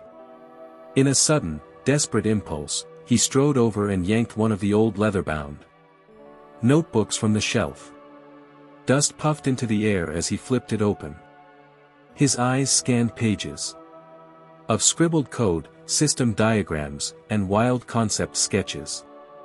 Most of it was junk, abandoned projects from a time when success made him believe every idea was gold. But then his hand froze. There, roughly halfway through the third notebook, was a set of diagrams he hadn't looked at in years. A project he had sketched at the height of his career but never pursued. Back then, it had felt too ambitious, even for him. Too risky. Too far ahead of the curve. Ethan sat heavily at the table, pulling the notebook closer. His fingers traced the lines of the diagrams, a decentralized communication protocol, a hybrid between peer-to-peer networks and Adaptive routing, capable of operating even when central infrastructure failed. The core concept was about resilience, networks that couldn't be taken down because they had no single point of failure. What's that? Lily's voice was quiet but sharp, snapping him out of the trance. Ethan didn't look up. Far-fetched. An old idea. Something I dreamed up but never built. I figured, it was too. Lily crawled closer, leaning over the notebook. Her eyes narrowed as she scanned the diagrams. It's not far-fetched. It's actually smart. Really smart. She grabbed her pencil, flipping her own notebook open, and started copying parts of the diagram, adding her own annotations as she worked. Her movements were fast, precise. Her mind was already tearing the concept apart and rebuilding it into something sharper, better. Ethan watched her for a moment, the realization dawning that this wasn't just nostalgia. This was a lifeline. If we tweak the node redundancy, Lily murmured, half to herself, and optimize the latency. Routing through dynamic load balancing, this could work. This could actually work. It's a network that can't be shut down. Ethan said, his voice gaining momentum as the idea took shape. No reliance on central servers. No vulnerability to outages or censorship. Or cost barriers. Lily added quickly, eyes glowing with sudden clarity. If it runs on distributed nodes, anyone with a device becomes part of the network. No need for expensive infrastructure. A silence settled between them, but it was no longer the suffocating silence of defeat. It was the electric silence of possibility. Ethan flipped to the next page of the old notebook. There were notes about potential applications, disaster recovery networks, encrypted communications, even decentralized data storage. But back then, it was theory. Now, with Lily's enhancements, it was starting to look like something real. What if this is it? Lily asked quietly, her voice trembling not with fear this time, but with cautious hope. What if this is the thing? It might be. Ethan agreed, swallowing hard. But we need to move fast. Lily nodded. We start with a prototype node. Prove it works. Show that it can transmit data. Without a centralized server. Once that's working, we scale. Ethan grabbed his laptop, already mapping out what he would need to code. Framework first. I can handle that. Can you run the optimization models? The protocol. Already on it. She replied, her fingers flying over her notebook, equations spilling out faster. Then she could write them. For the next several hours, the apartment transformed into something more than just a refuge. It became a lab, a war room, a birthplace of something new. Old smartphones were pulled apart for usable components. Ethernet cables sprawled across the floor. The battered router was reprogrammed to act as an initial node. Ethan coded relentlessly, the lines of code forming the skeleton of the decentralized protocol. His fingers moved on instinct, the familiar rhythm of creation pushing back the exhaustion that gnawed at him. Every error, every failed compile, was a challenge, not a setback. Meanwhile, Lily's notebook filled with optimization charts, latency models, and redundancy algorithms.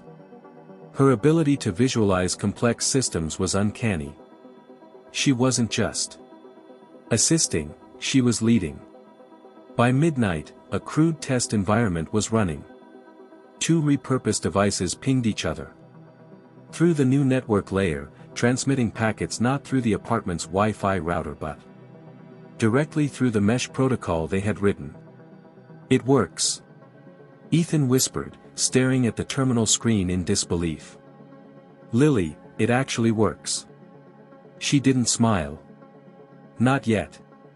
Her eyes scanned the output, verifying the data. Test redundancy. Ethan simulated a node failure by powering down one of the devices. The packets rerouted instantly through the remaining node.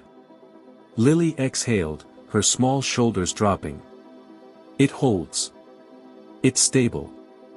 They sat back, staring at the flickering screens, the full weight of what they had just achieved settling over them.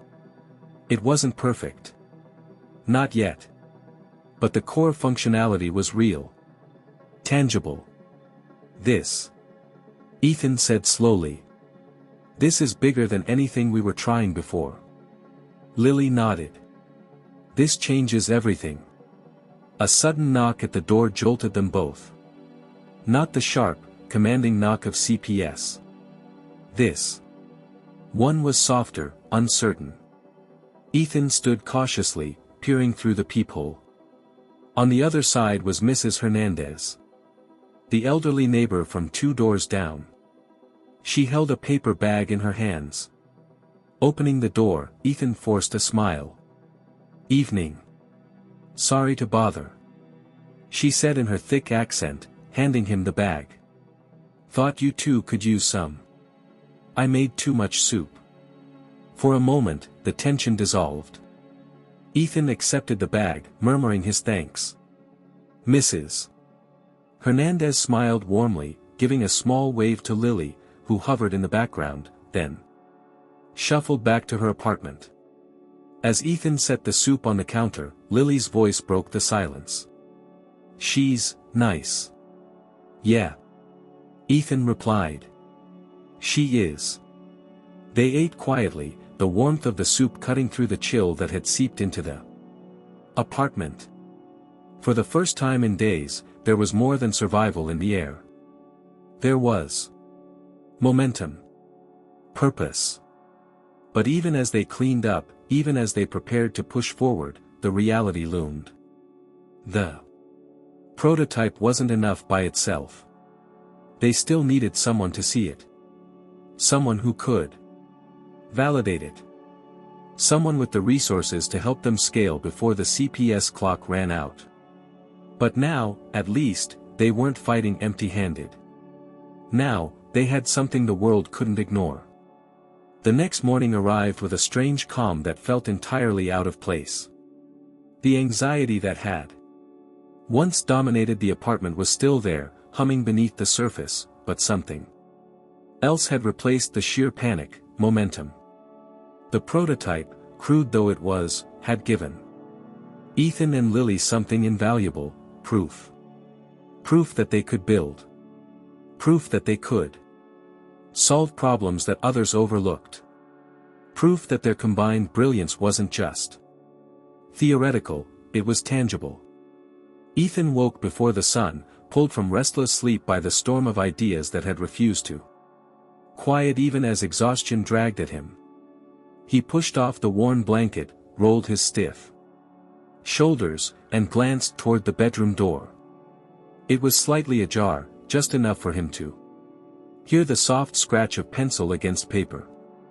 Lily was awake too, unsurprisingly, probably still refining the calculations from the night before. With a deep breath, he crossed to the small table where their equipment, if it could even be called that, was still spread out.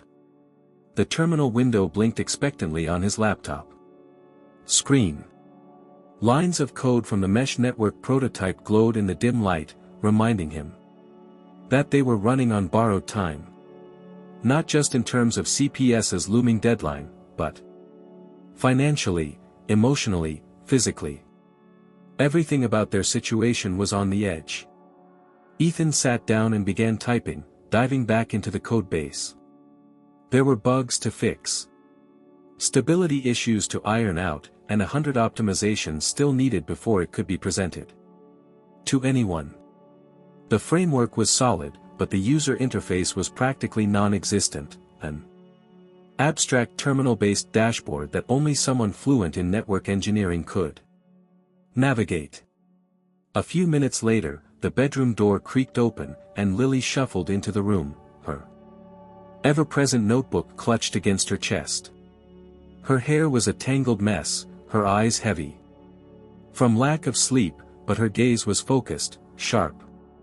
Ethan blinked at her, half amused, half in awe. "You don't say good morning, do you?" She offered a faint, almost reluctant smile. "Morning." He chuckled, shaking his head. "All right. Show me." Lily flipped her notebook open, revealing pages filled with revised diagrams, flowcharts, and complex equations. She pointed to a section near the bottom of the page. "The problem with most mesh networks is that they rely on static parameters for routing decisions. But environmental conditions, interference, physical obstructions, power fluctuations, they're dynamic. So, if we incorporate real-time telemetry into the routing algorithm, the network adapts on the fly." Ethan stared at the diagram, his mind rapidly parsing the proposal.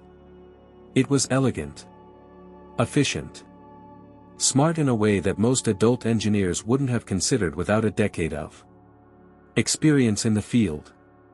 This could work," he murmured, fingers already moving to implement the changes in the code. They fell into rhythm again. Ethan coding, Lily tweaking algorithms and running simulations on paper faster than most people could with full software suites. Hours passed in a blur, the only interruptions being occasional stretches, quick snacks, and brief exchanges of technical shorthand. By mid-afternoon, the prototype had transformed. The crude terminal interface had been replaced with a simple but clean web-based dashboard.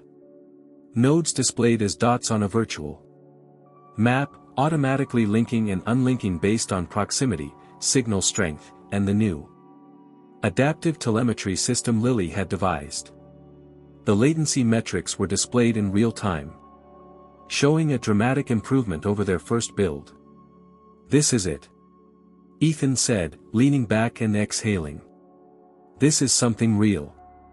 Lily nodded, tapping her pencil against her notebook. "Now we need to show it." The weight of those words hit them both. Building was only half the battle. The real challenge was convincing someone to care, to see the value, to take a chance. Ethan scrolled through his phone, looking for any events, showcases, or meetups happening within the next 24 hours. Nothing jumped out. Most tech events required pre-registration weeks in advance, and even then, his name was more of a liability than an asset. "Wait," Lily said suddenly, snapping her fingers. "The fair." Ethan blinked. "What fair?"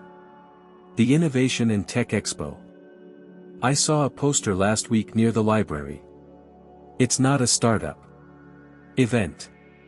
It's open to anyone. Makers, inventors, hobbyists. You don't need credentials. You just show up with your project." His heart surged. "Are you sure?" Lily nodded quickly. "It's tomorrow. Downtown Convention Center. They even have an open demo section for unscheduled entries." Ethan's fingers tightened around the edge of the table. "That's risky." "Everything's risky," she shot back. "But it's our best shot." For a moment, they stared at each other, the silent understanding passing between them, stronger than any spoken agreement. It wasn't just a plan. It was the plan. "All right," Ethan said, standing. "Let's get this ready." They spent the rest of the day refining the prototype, troubleshooting bugs, and rehearsing their pitch. Ethan handled the verbal parts, how to explain the problem, the solution, the scalability.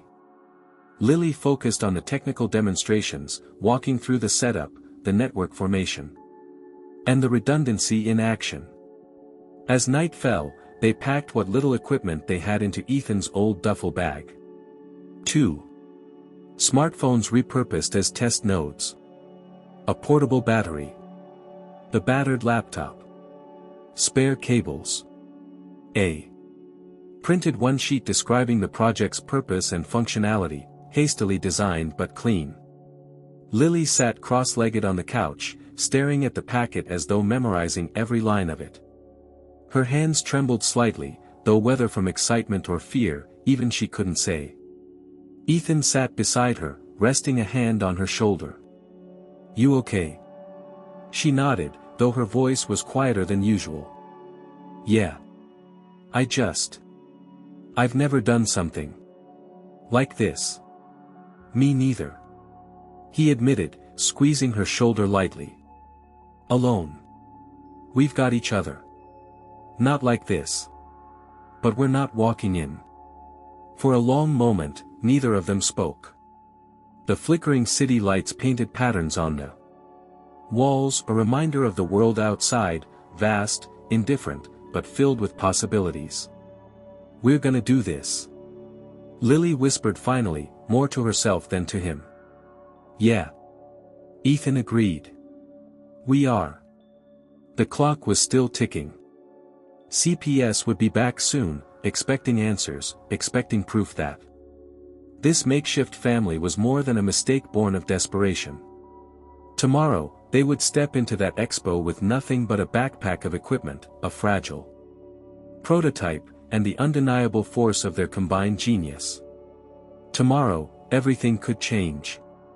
The morning air was heavy with tension as Ethan and Lily stepped off the bus in front of the downtown convention center.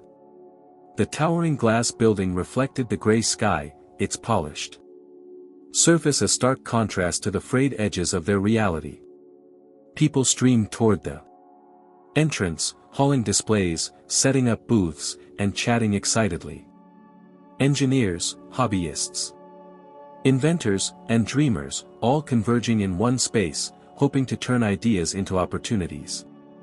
Ethan adjusted the strap of the duffel bag on his shoulder, glancing down at Lily, who walked slightly ahead. Her posture was rigid, her small hands clutched tightly around the handle of the portable router nestled under her arm. She wore the same hoodie as usual, sleeves frayed at the cuffs, but her face was a mask of determination, only betraying hints of the nervous energy simmering beneath. As they entered the building, the sheer scale of the event hit them both. Rows upon rows of booths stretched across the massive hall. Some were elaborate, with full displays, monitors, banners, and professional lighting. Others were simple, little more than folding tables with a laptop and a poster taped to the front. The air buzzed with conversation, laughter, and the occasional mechanical whir of a prototype in action. Ethan scanned the space quickly, looking for the section labeled Open Demo, Walk-in Entries. A volunteer pointed them toward the far side of the hall, where a row of unclaimed tables stood beneath a banner that read simply, "Show us what you've got." As they approached, Lily's steps slowed. Her hands trembled slightly. She asked, her voice quieter than usual, "Are you sure about this?" Ethan knelt to her level, resting a reassuring hand on her shoulder. Firmly. "No matter what happens, we're here. We're showing them. We've got this," he said. She nodded, swallowing hard, then set the portable router on the table. Ethan unpacked the laptop, laid out the repurposed smartphones, and plugged everything into the portable battery. Their setup was humble, dwarfed by the massive displays around them, but what it lacked in flash, it made up for in substance.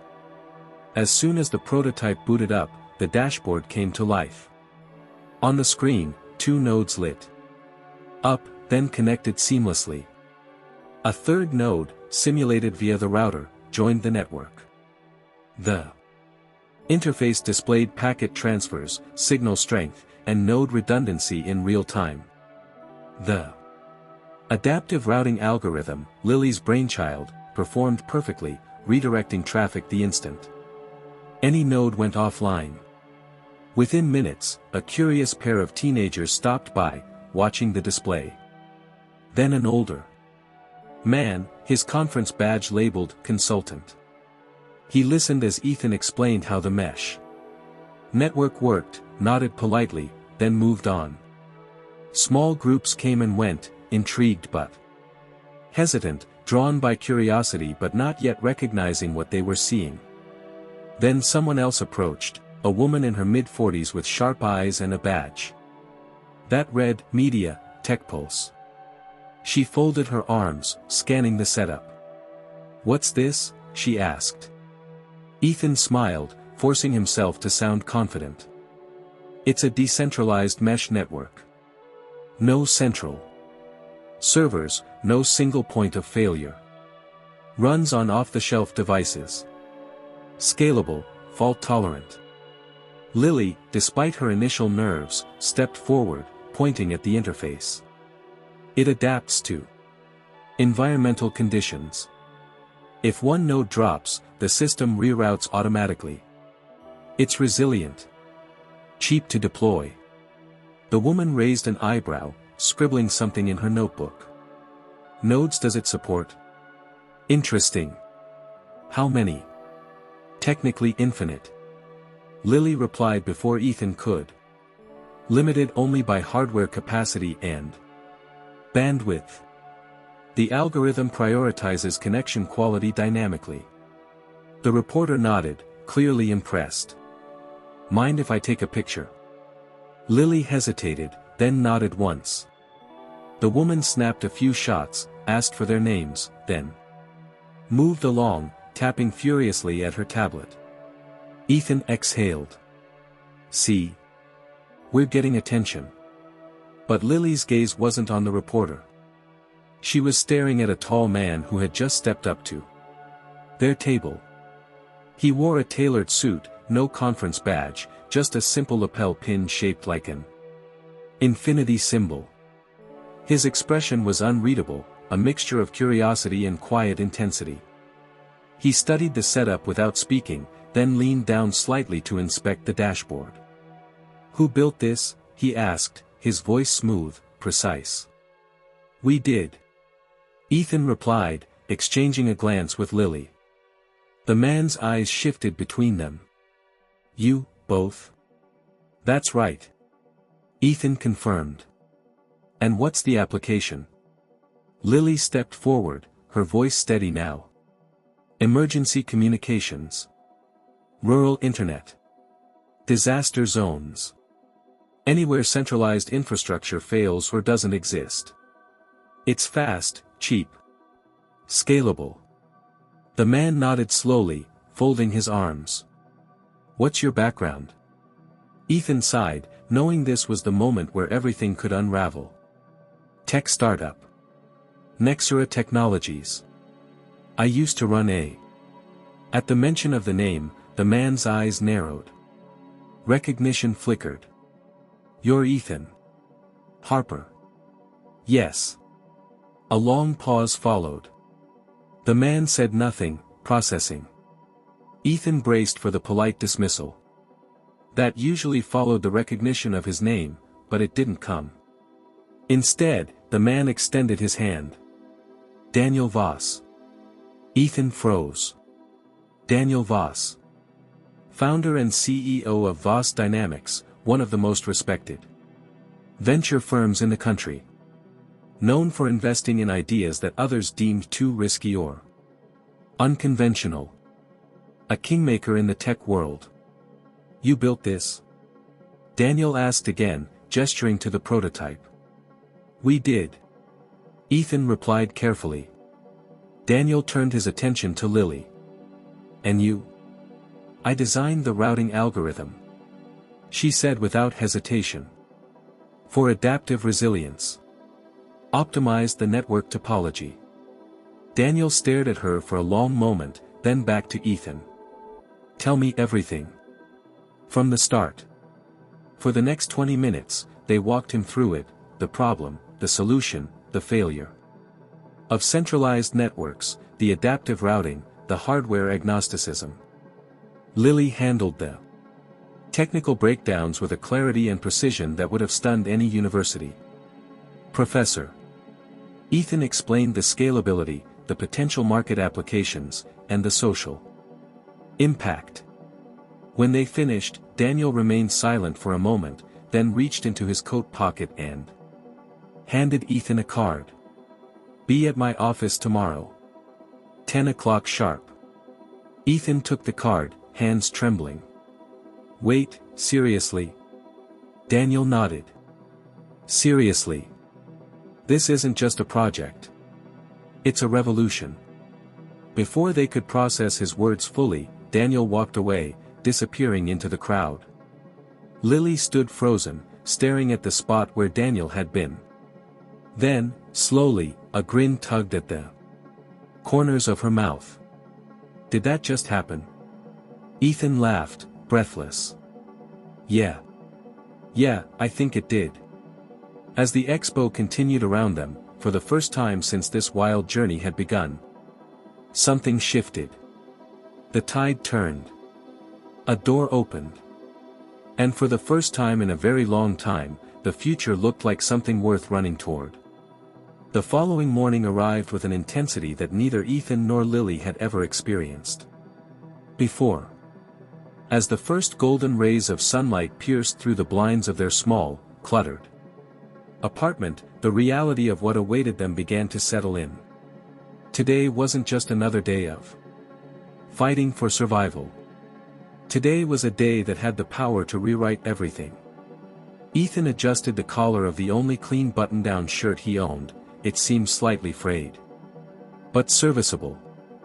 His hands trembled slightly as he checked his reflection in the cracked bathroom mirror. Behind him, Lily appeared, clutching her notebook tightly against her chest as though it were armor.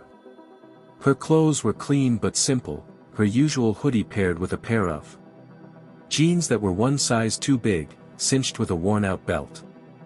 They exchanged a glance, the weight of unspoken fears and cautious hope passing between them. No words were needed. They were walking into this together. By 9:30, they stood outside the imposing glass tower that housed Voss Dynamics. The building shimmered beneath the morning sun, its mirrored surface reflecting the bustling city that stretched endlessly around it. A massive logo gleamed above the entrance, a symbol that represented wealth, power, and the culmination of 1,000 dreams funded into reality. Ethan took a deep breath, straightened his shoulders, and led Lily through the revolving doors. The lobby was a testament to modern minimalism, polished marble floors, towering steel columns, and an enormous vertical garden that climbed one entire wall. A receptionist, impeccably dressed, offered a polite but guarded smile as they approached. "Good morning. Do you have an appointment?" she asked. "Ethan Harper," he replied, sliding Daniel Voss's card across the counter. 10 o'clock. The receptionist's fingers tapped swiftly across her keyboard. Her eyes flickered in recognition as the confirmation appeared. "Of course, Mr. Harper. Mr. Voss is expecting you. Elevator to the 25th floor." Lily gripped Ethan's hand tightly as they stepped into the elevator. The ascent was smooth but felt agonizingly long. Neither spoke, both silently reviewing everything, every explanation, every answer, every contingency plan. The elevator chimed. The doors slid open to reveal a pristine, open office space filled with glass-walled conference rooms, standing desks, and an atmosphere of focused intensity. At the far end, Daniel Voss stood by a massive window, hands clasped behind his back, gazing out at the city below. He turned as they approached, his expression unreadable but far from unfriendly. "Right on time. Always," Ethan replied, his voice steadier than he felt. Daniel gestured to a sleek conference table surrounded by high-backed chairs. "Sit. Let's talk." As they settled in, Daniel opened a leather portfolio and pulled out a single sheet of Paper, Ethan's hastily prepared summary of the project from the expo. He slid it to the center of the table, then steepled his fingers, regarding them with a mixture of curiosity and measured calculation. I've seen a lot of pitches. Daniel began. Hundreds. Maybe thousands. 90% are noise. 10% are viable. But every so often, something lands on my desk that doesn't just solve a problem. It redefines the problem itself. He tapped the paper. This is one of those. Ethan felt his pulse quicken. Lily sat perfectly still, her fingers pressed tightly around the edges of her notebook. Explain it to me again. Daniel continued. Not like a pitch. Like you're explaining it to someone who will need to spend the next year building it beside you. Ethan nodded, launching into the explanation. It's a decentralized mesh network designed for resilience. Fully hardware agnostic. Runs on off-the-shelf devices, phones, routers, anything with a signal. The adaptive routing algorithm optimizes packet flow in real time based on environmental conditions, signal strength, node availability, interference. Lily jumped in seamlessly. It recalibrates dynamically. If one node drops, traffic reroutes instantly. If conditions change, like obstruction or power fluctuations, it adjusts the pathing without user input. Fully self-healing. Daniel nodded slowly. Applications. Ethan spread his hands. Disaster recovery. Remote communities. Temporary infrastructure for events or military deployments. Even urban networks that reduce dependency on centralized ISPs. And scaling. Linearly scalable. Add more nodes, the network gets stronger, not weaker. Daniel was silent for a moment, processing. Then he leaned back, arms crossed. I did some research last night. You're a controversial figure, Mr. Harper. Your name carries weight. But also baggage. Ethan swallowed.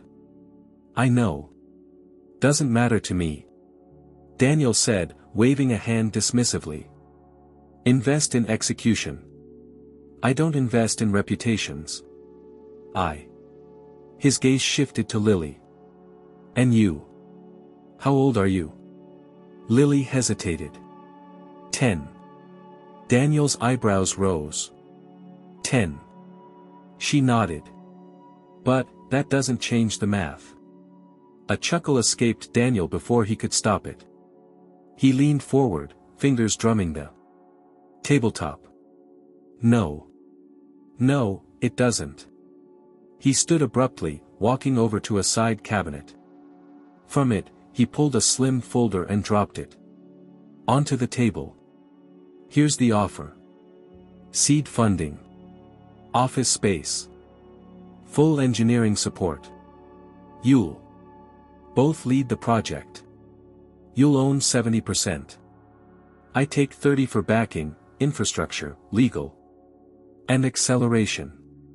Ethan stared at the folder, barely breathing. That's standard for founders with IP. Daniel interrupted. Ethan tensed. What? But, one condition. Daniel pointed directly at Lily. She stays involved. Her mind, it's the edge. I want her where the decisions are made. Where the technology grows. Lily blinked, stunned. You want me on the team? No. Daniel replied, smiling. I want you as the team. Silence followed, heavy with the enormity of it all. Ethan finally found his voice. We accept. Daniel extended his hand. Ethan took it, his grip firm despite the tremor in his fingers. Then Daniel turned to Lily, offering the same gesture. After a beat of hesitation, she shook it, her tiny hand swallowed by his. "Welcome to Voss Dynamics," Daniel said. "You start today." The hours that followed were a whirlwind. Legal paperwork was drawn up. A project manager was assigned. An engineering team was assembled. Ethan and Lily were given a temporary office, a sleek glass-walled space with high-speed internet, whiteboards, and equipment orders already in motion. As evening fell, Ethan sat at the desk, staring out at the skyline with a mixture of disbelief and overwhelming relief. Lily was perched on the windowsill, her notebook open, sketching new network models with a grin that refused to leave her face. The startup, no, their company, was real. The funding was real. The future was no longer a vague, impossible dream. Ethan glanced at Lily, who caught his gaze and smiled. "Told you we'd figure it out." He laughed, leaning back in his chair. Yeah, you did." For the first time in far too long, they weren't surviving. They were building. The first few weeks passed in a blur of whiteboards filled with diagrams, strings of code scrawled hastily on screens, and the relentless hum of machines being pushed to their limits. Ethan and Lily no longer lived day to day in a cramped apartment wondering whether tomorrow would take everything away. They lived in a space where ideas became reality, where their work was not only seen but celebrated. Within a month, the prototype had evolved into a fully functional product. What had begun as a desperate scramble for survival became the foundation for one of the most groundbreaking technological advancements of the decade. Their decentralized network wasn't just a novelty. It was a revolution. Emergency management agencies saw the immediate value. Nonprofits serving remote areas signed interest agreements. Universities wanted research partnerships. And more than a few governments sent quiet inquiries. But the transformation extended beyond the project. It reshaped their lives entirely. Ethan sat in the corner office of their startup, no longer just a scrappy team huddled around salvaged equipment, but a real company with a growing staff of engineers, developers, and project managers. He looked different now. The lines of stress hadn't disappeared, but they were softened, replaced by the kind of exhaustion that comes from hard work, not despair. His clothes fit better. His posture was straighter. And when people greeted him, it was no longer with pity or dismissal, but with respect. Lily, however, became the true star. Her role in the company was more than symbolic. She was the chief architect behind the adaptive routing algorithm that powered their entire system. Her name, once invisible, was now whispered with awe in circles that had never paid attention to voices like hers before. It didn't take long for the media to catch wind of their story. At first, it was a small feature in a tech blog that highlighted their innovation, marveling at the genius of a 10-year-old co-founder. But that spark ignited a fire. Soon, every major outlet was calling. Interviews were scheduled. Segments on morning shows ran headlines like, "From Homeless to CEO, the Girl Who Rebuilt the Internet." Documentaries were proposed. Journalists clamored for details about how a bankrupt tech founder and a homeless girl created one of the most promising startups of the decade. When the national news aired a primetime feature on them, the response was overwhelming. The story wasn't just about technology. It was about resilience. About the failure of systems. The foster care system, the education system, the safety nets that were supposed to catch people like Lily and like Ethan, and how, in the absence of those systems, two broken people had found each other and built something stronger than either had ever imagined. The interview footage played to millions. Ethan sat calmly in his chair, explaining the technical aspects with clarity, but it was Lily's words that captured the heart of the nation. "I never fit anywhere," she told the camera. "Not in school. Not in shelters. People didn't know what to do with someone like me. They thought being different meant being broken. But I wasn't broken. I just needed someone who didn't try to fix me, someone who saw me." The clip went viral overnight. Messages flooded in from every corner of the country, from kids who felt invisible in classrooms, from parents struggling to understand children who didn't fit molds, from people who had lost everything and were searching for a way back. Ethan and Lily became symbols, not just of success, but of what happens when someone chooses to believe in potential rather than limitations. Behind the scenes, practical victories unfolded as well. The CPS caseworker who had once threatened to remove Lily returned, but this time, with a very different agenda. After reviewing the company's contracts, financial statements, and the stability of the life Ethan now provided, the case was formally closed.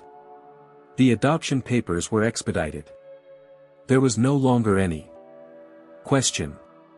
Lily was not just Ethan's co-founder. She was, legally and permanently, his daughter. The day the judge finalized the adoption, Ethan and Lily stood in the courthouse, hands clasped together, both trying, and failing, to hold back tears. "I'm proud to call you my dad," Lily whispered as they left the courtroom, her voice trembling but certain. "And I'm proud to call you my daughter," Ethan replied, squeezing her hand. Their company, now officially named Horizon Link, expanded rapidly. Within 6 months, they secured partnerships with humanitarian organizations, tech firms, and even municipal governments eager to deploy their decentralized network to underserved communities. What began as a scrappy prototype built from desperation was transforming the world. The office moved to a larger space. More engineers were hired. A research division was formed. And Lily, despite her age, was appointed head of R&D. Ethan sometimes laughed at the confused faces of seasoned professionals who walked into meetings expecting a typical executive, only to be greeted by a 10-year-old with a brain sharper than anyone else in the room. Schools invited Lily to speak. Not just about coding, but about perseverance. About what it meant to be different. About how the world tries to fit people into boxes, and how sometimes the greatest innovation comes from those who refuse to fit. But amid all the success, they never forgot where they came from. Ethan insisted on creating a foundation within the company dedicated to supporting homeless youth, providing access to technology, mentorship, and education. Lily was adamant that it include programs for neurodivergent kids, those like her who were too often labeled as problems rather than potentials. One evening, after a long day of meetings, planning, and troubleshooting, Ethan and Lily sat on the rooftop of their new office building, watching the city lights twinkle against the dark sky. "Do you ever think about, before?"